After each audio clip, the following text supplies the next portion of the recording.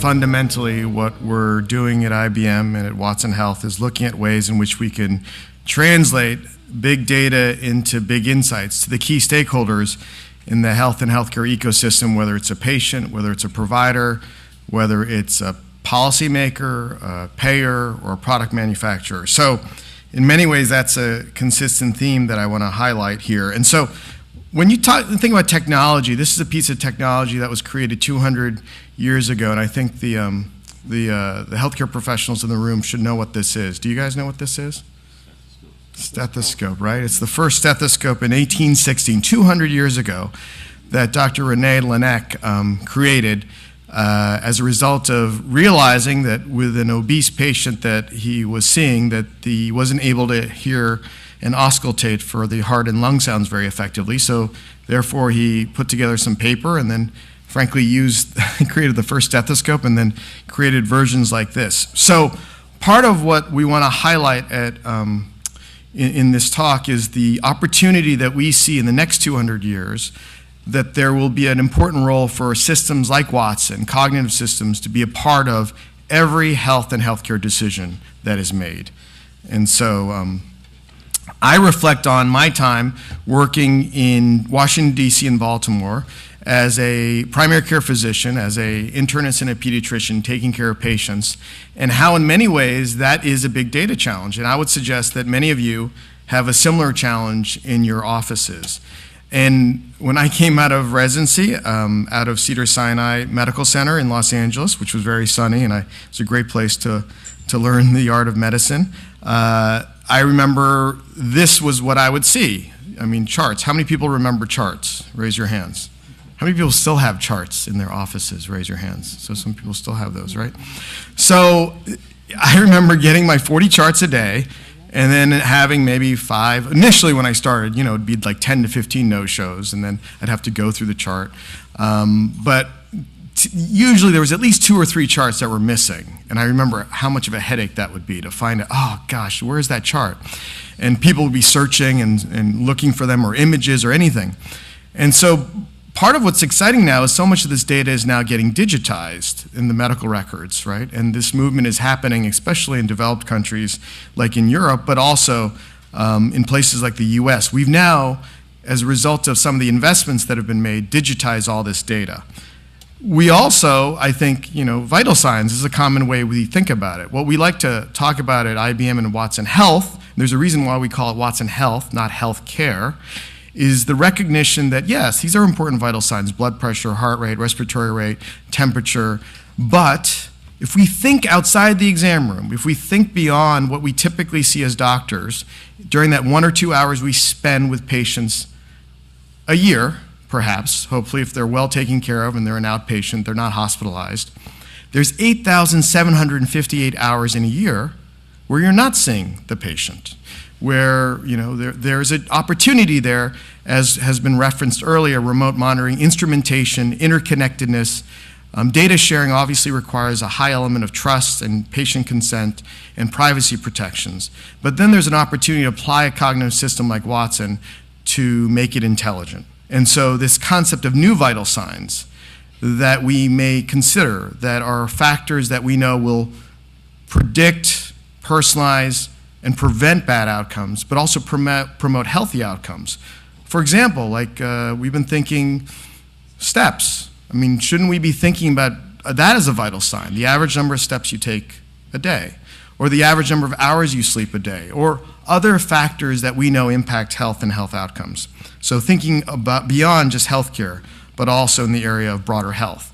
And then recognizing, as I was suggesting before, that similar to the 15 minutes that I have for this, we typically have, this is about how much time we have per patient, depending on the situation, if it's a new patient or old patient. But the point here is that time is a precious resource that we often don't have enough of. And so how can we translate that big data into insights so that we can take advantage of the time that we have? And so this is well studied, well evidenced, if we're talking about evidence, in terms of the gap between where we need to be and where we are, between the evidence and the implementation of that evidence in action. The fact that almost half, it's like flipping a coin, of evidence-based guidelines, whether it's the European Cardiology Society or it's the American Heart Association guidelines, whatever it is, there seems to be gaps between what we want doctors to deliver and patients to adhere to versus what actually happens. And we also know there are gaps, and working at NIH, I saw a lot of this. There's a gap between the science and the reality. It takes typically 17 years, up to 17 years, to translate a scientific discovery into actual delivery. It's also humanly impossible to keep up to date with everything. There are 8,000 research articles published every day. It's just humanly impossible for us to read. And the average physician, there's studies on this, in a month spend maybe 4 to 5 hours reading the research. A month.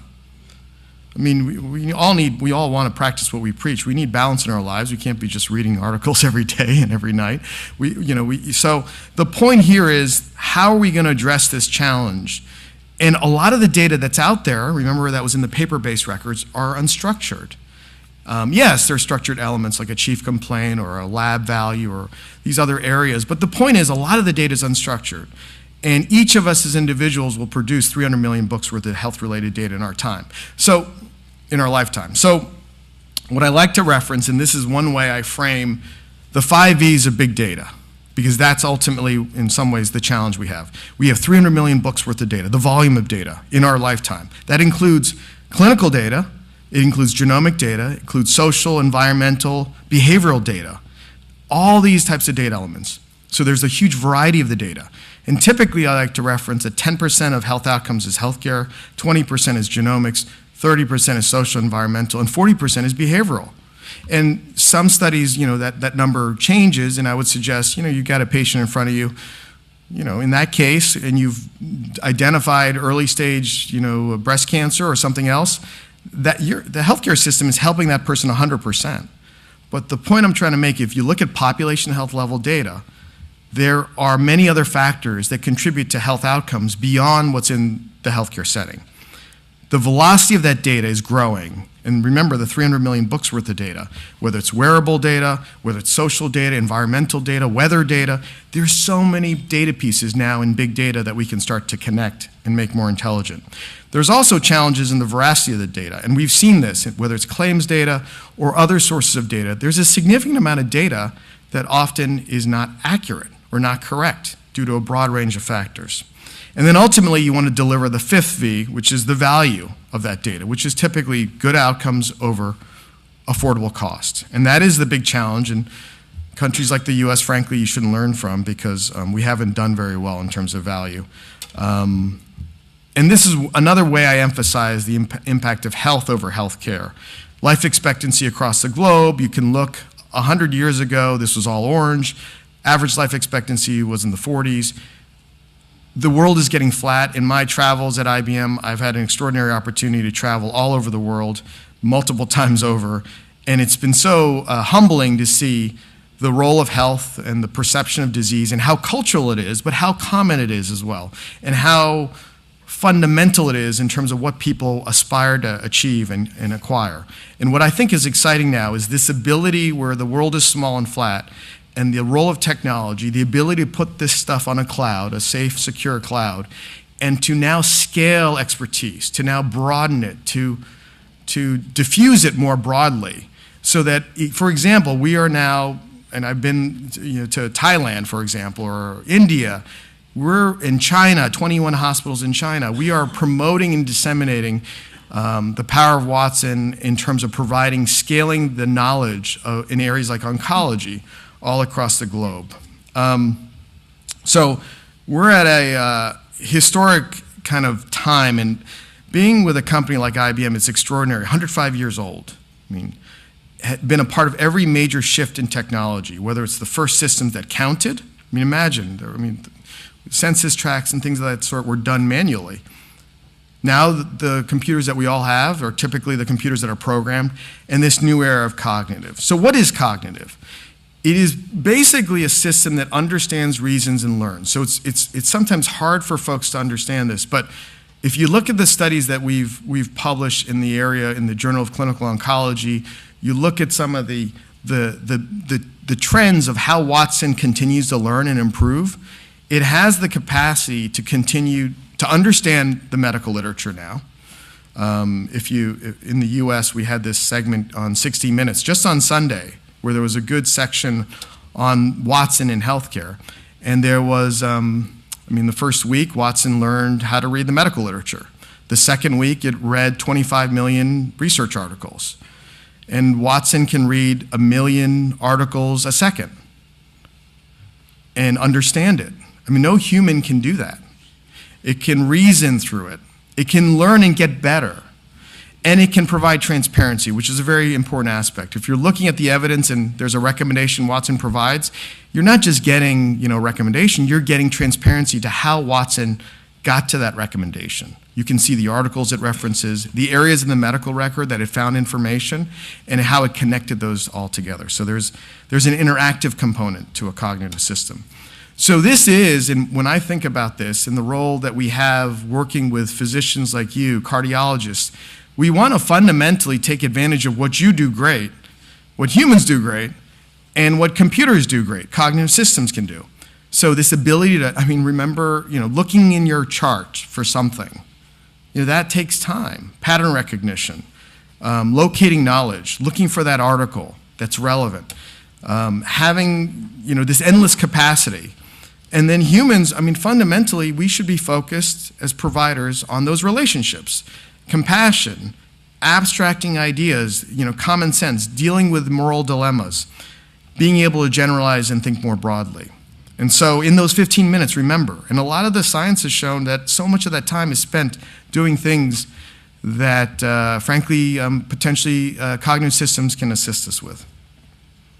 So one of the areas we made quite a bit of progress in the last 4 years since we played that game of Jeopardy and demonstrated the power of cognitive by playing against the 2 Jeopardy quiz champions and being able to demonstrate that to the broader public is in the area of oncology, and I would suggest there's huge opportunities in the area of cardiology as well.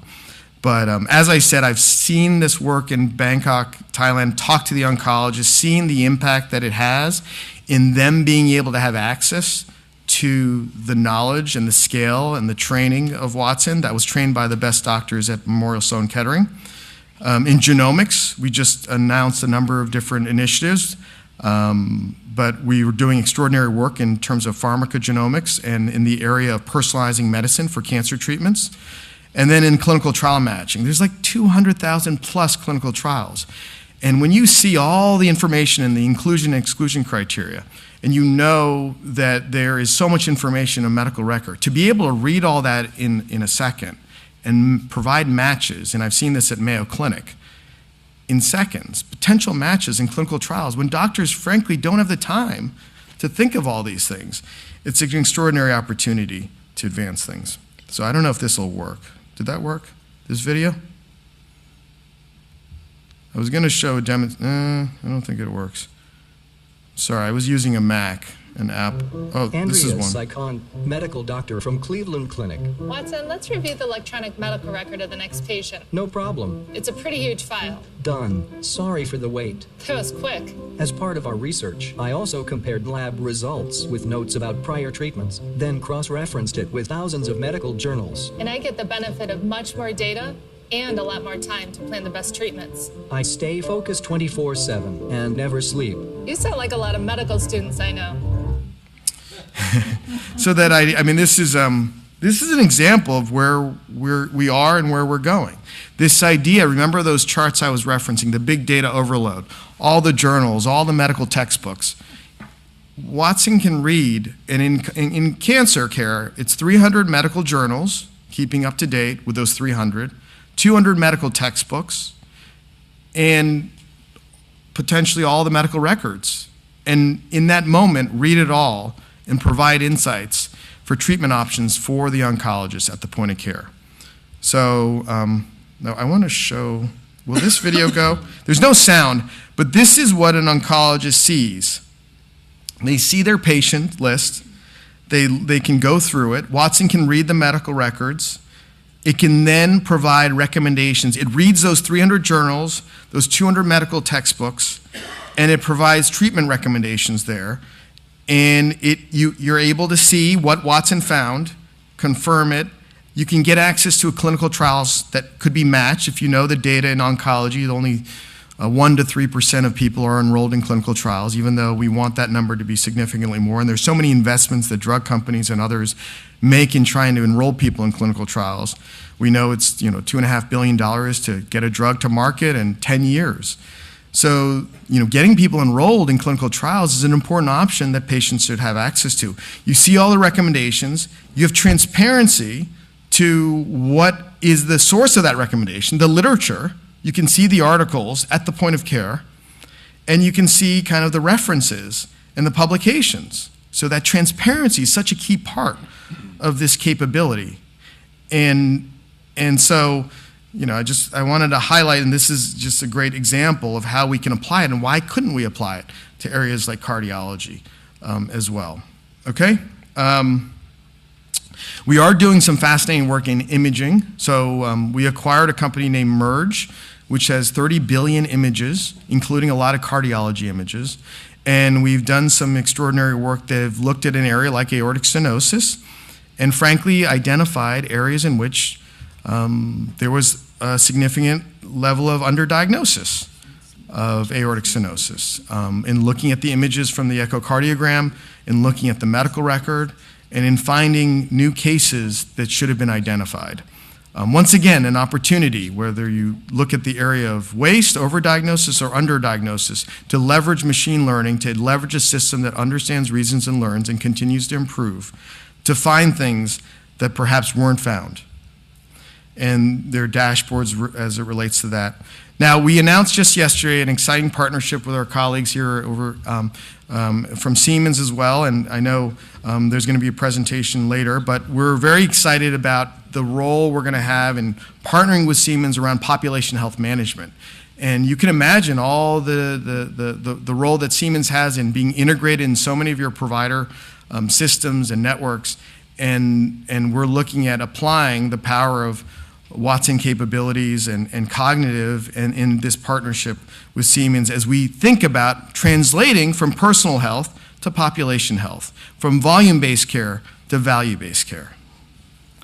And so one thing we highlight often is this concept, and with the partnership with Siemens as well, we realize that we're a catalyst. Our role in many ways is to be a catalyst to translate that big data into insights, to empower doctors like you, to provide you the information, the knowledge, the scale, and to more time for your patients.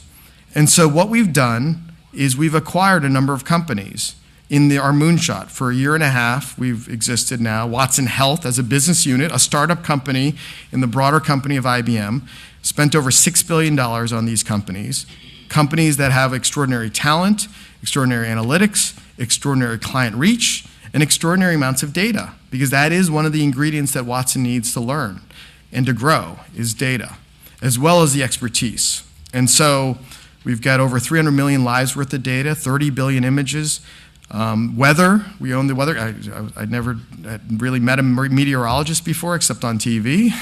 We have meteorologists on our staff. And you can imagine things like weather have huge impact on healthcare utilization, or activity behaviors, or things like skin cancer, or depression, or even headaches. It has a huge impact potentially on health outcomes. So weather is a fascinating factor as well. And then we've got these partnerships with these different groups, and I would suggest it would be lovely to have a partnership with the American Society of Cardiology, European Society of Cardiology. A little slip, sorry. But the point here is we do have one with the American Heart Association, American Diabetes, and the American Cancer Society. And I have, as I stated before, I mean, look, I'm an immigrant. I came to the U.S. when I was very young. My parents, came to the U.S. for economic opportunity and educational opportunity. I have been humbled by the role of companies and multinationals in providing economic opportunity across the world and trying to translate, their work into great mission. And so part of what I want to highlight here is this opportunity in Europe that I'm hopeful for that we could explore and endeavor upon. But we've got partnerships with Apple, Medtronic, Johnson & Johnson. We realize it requires what we call a dream team to transform health and healthcare globally and to be a catalyst for that. We also have a place for startup companies, entrepreneurs, to leverage the power of Watson through APIs. There's over 40 APIs. There's over 8,000 Bluemix users, 77,000 developers. They can leverage the same thing if you saw Jeopardy, the question and answer capability. They can leverage that capability off of our cloud and drive innovation in their offering. So these are some of the companies that have been leveraging it. I love the one which is Help Around, for example. It's for diabetes care. It basically is, if you're a diabetic and you're willing to give permission, people can contact you. And like, let's say I'm a diabetic, I came here, I forgot my glucometer, I'm feeling a little weak, and I want to check if there's any help around. And it leverages personality insights capabilities, sentiment analysis and personality insights from Watson, and looks for people like me who can help me. And maybe engage them to have a discussion about which doctors are good in the area, or maybe acutely helping me with the current situation that I have, like I didn't bring my glucometer, do you mind if I borrow yours? So it's a fascinating kind of these types of areas as well. So this is the piece I want to emphasize near the end here, is this idea of humans and technology. This is about a trusted advisor to support you. You make the decisions. Watson helps you with the big data challenges that you face.